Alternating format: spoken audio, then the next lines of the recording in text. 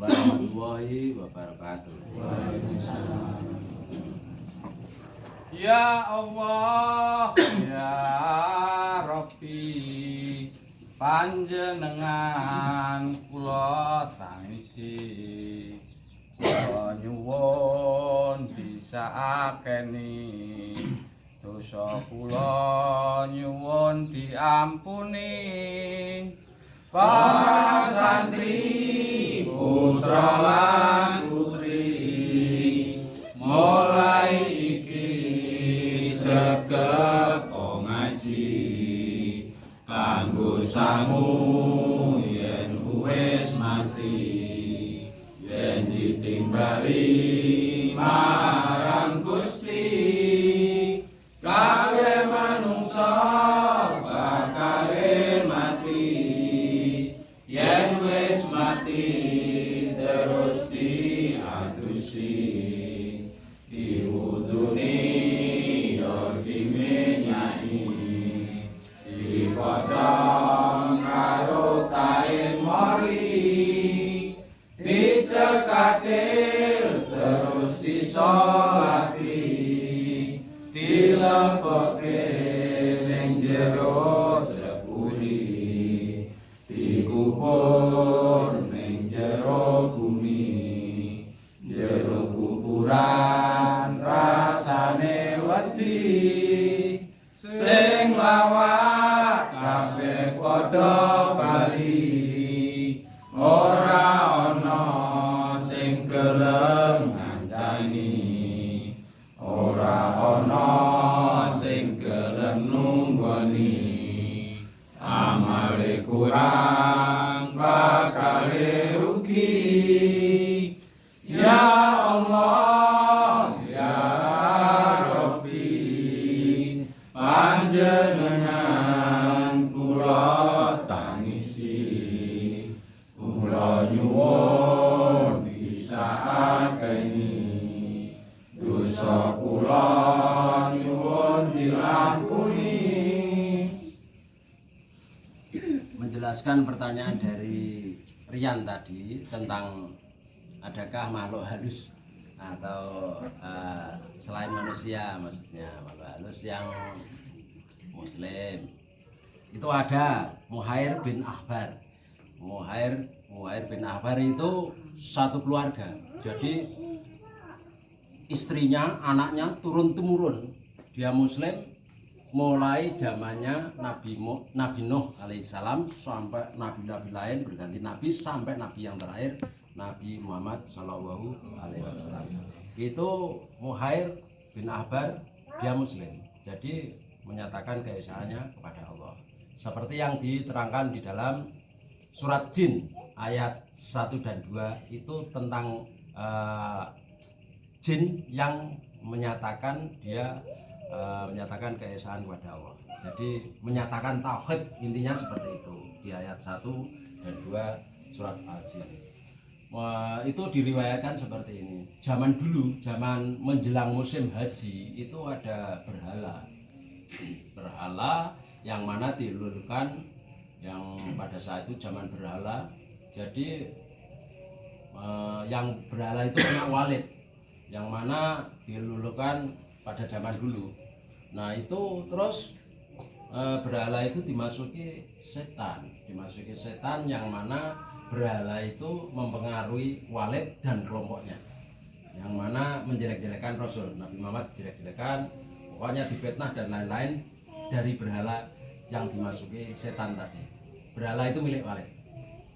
Suatu saat Muhair tadi itu suatu saat dari Walid itu mengumpulkan di Arab Saudi di sekitar Mekah pada zaman menjelang haji pada saat itu, mengumpulkan termasuk Nabi Muhammad dipanggil dan kelompoknya. Diharapkan Nabi Muhammad dipermalukan oleh kaum kafir itu, yang mana kaum kafir kepengen Nabi Muhammad dijatuhkan namanya dengan adanya berhala tersebut yang milik Walid. Muhair jin muslim tadi masuk di dalam tubuh berhala tadi.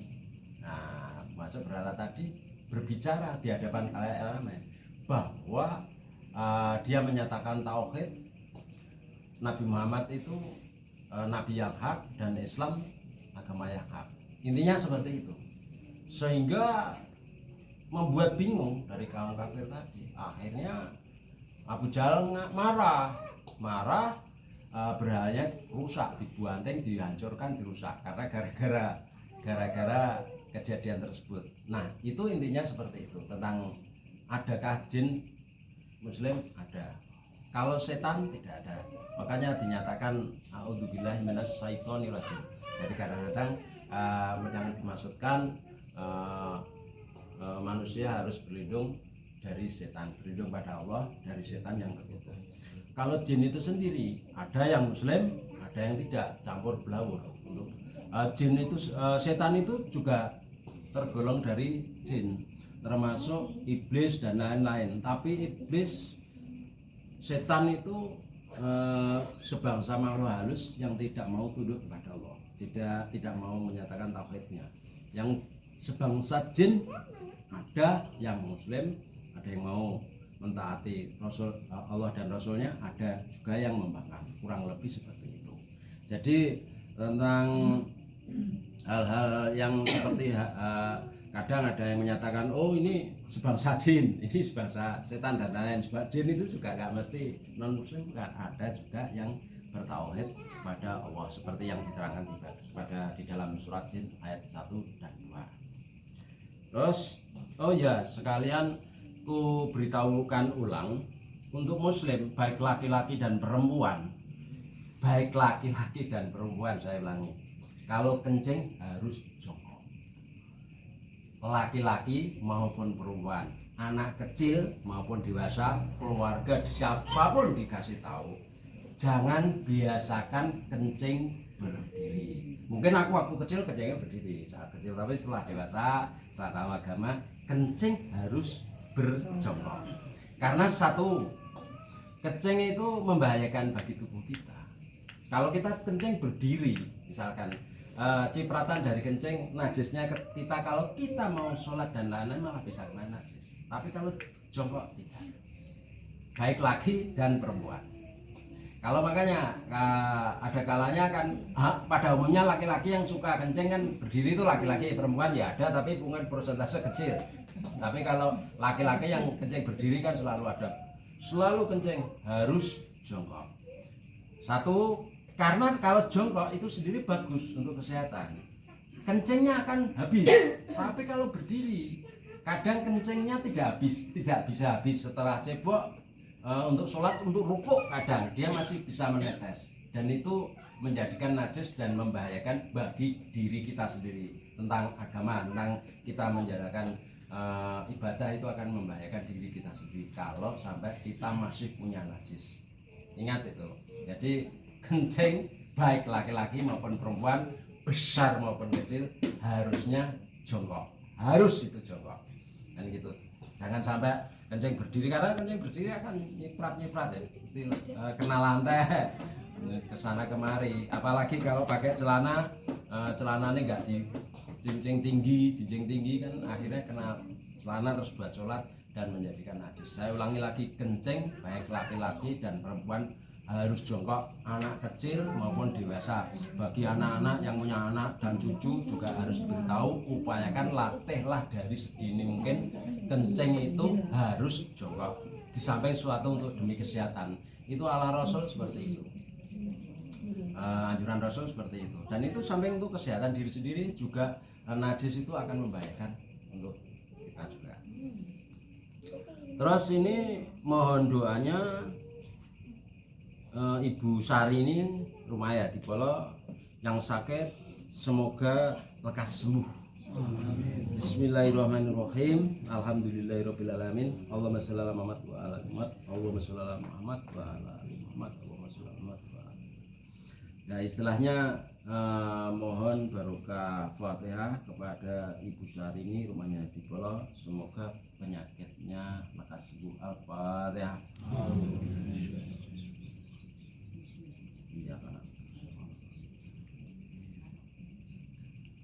Bismillahirrahmanirrahim. Alhamdulillahirabbil alamin. Allahumma shalli ala Muhammad wa ala ali Muhammad. Allahumma shalli ala Muhammad wa ala ali Muhammad. Allahumma shalli ala kami. Alhamdulillah bisa orang tua kami, jauhkanlah rezeki yang halal barokah, dan berilah kesehatan pada keluarga kami, jauhkan dari segala mara bahaya. Rabbana atina fid dunya hasanah wa qina adzabannar. Benar hasbi Allah wa alim la haula wala quwwata illa billah.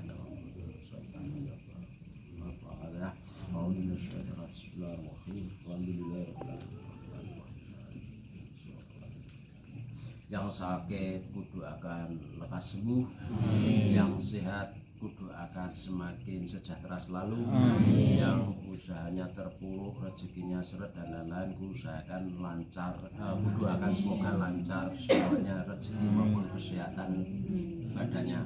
Amin Allahumma amin. Cukup sekian. Assalamualaikum warahmatullahi wabarakatuh. Ya Allahu ya Rahman, kumohon belas kasihan, dosaku berair lautan, kuharapkan dapat ampunan. Majelis lembah pendangkungan di setiap pengajian ingin selalu mengingatkan, sering membaca Al-Quran. Pegang HP bukanlah larangan, bolehlah buat hiburan, asal jangan sampai kebablasan, melupakan kewajiban. Pesan dari Mas Panembahan,